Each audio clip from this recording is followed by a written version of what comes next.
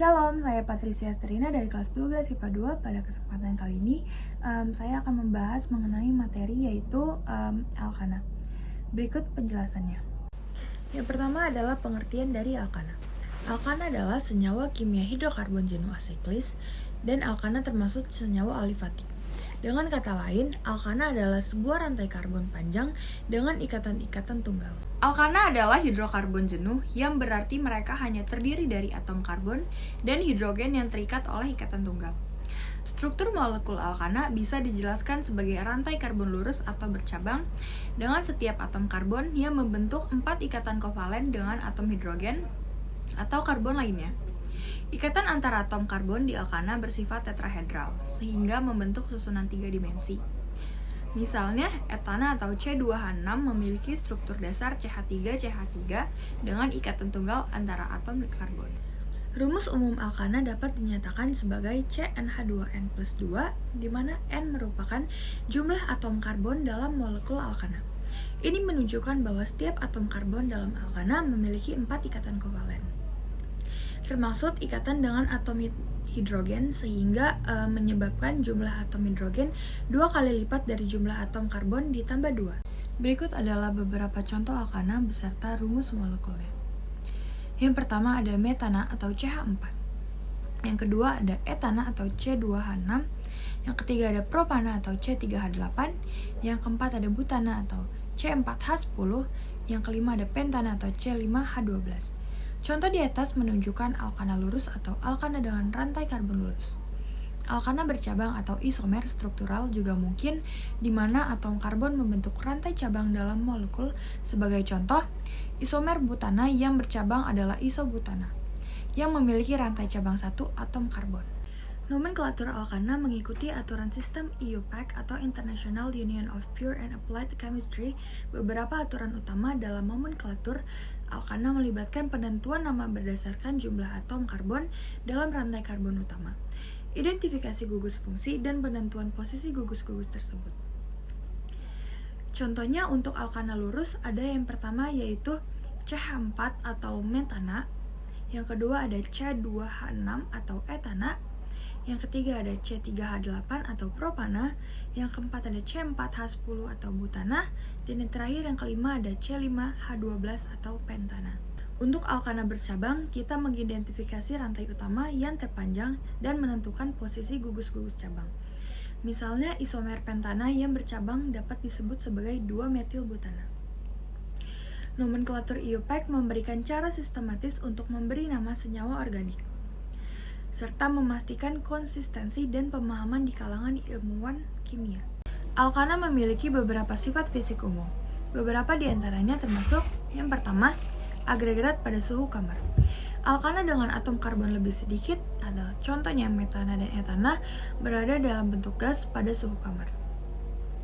Alkana dengan karbon banyak cenderung berada dalam bentuk cair atau padat. Yang kedua, ada titik didih dan titik leleh. Titik didih alkana meningkat seiring dengan peningkatan jumlah atom karbon.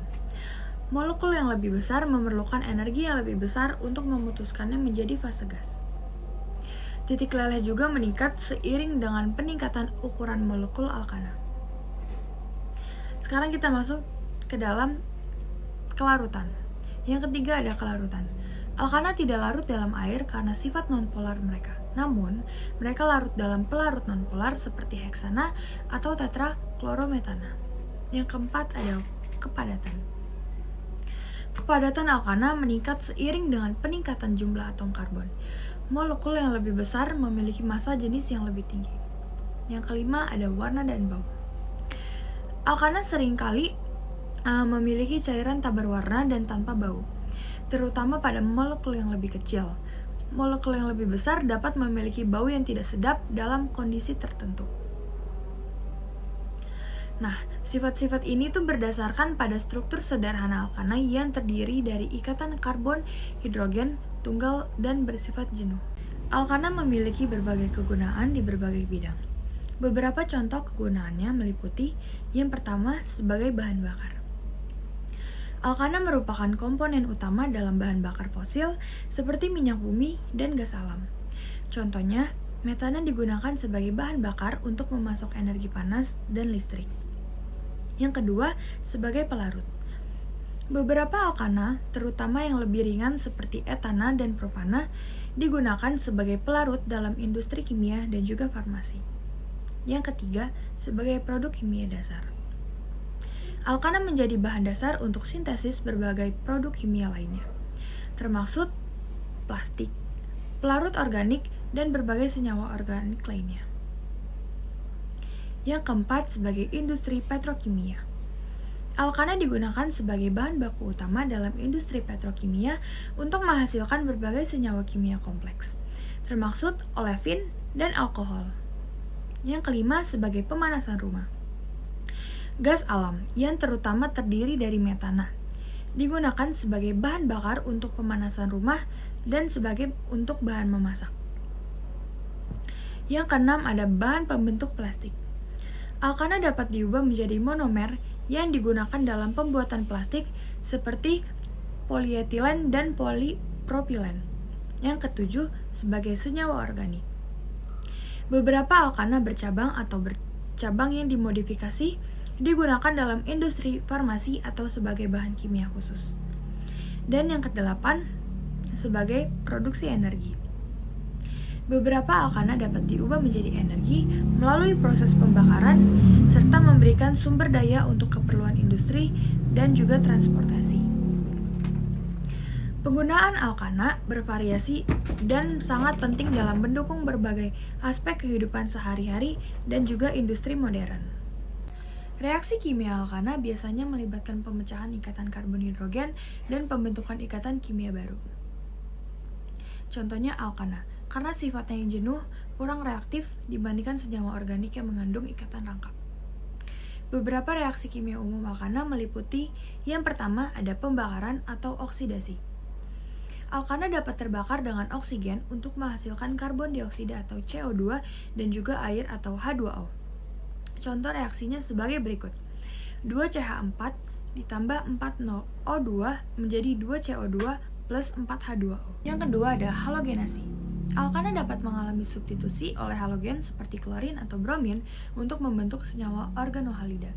Contoh reaksinya sebagai berikut. CH4 plus Cl2 menjadi CH3Cl plus HCl. Yang ketiga ada reaksi dengan oksigen.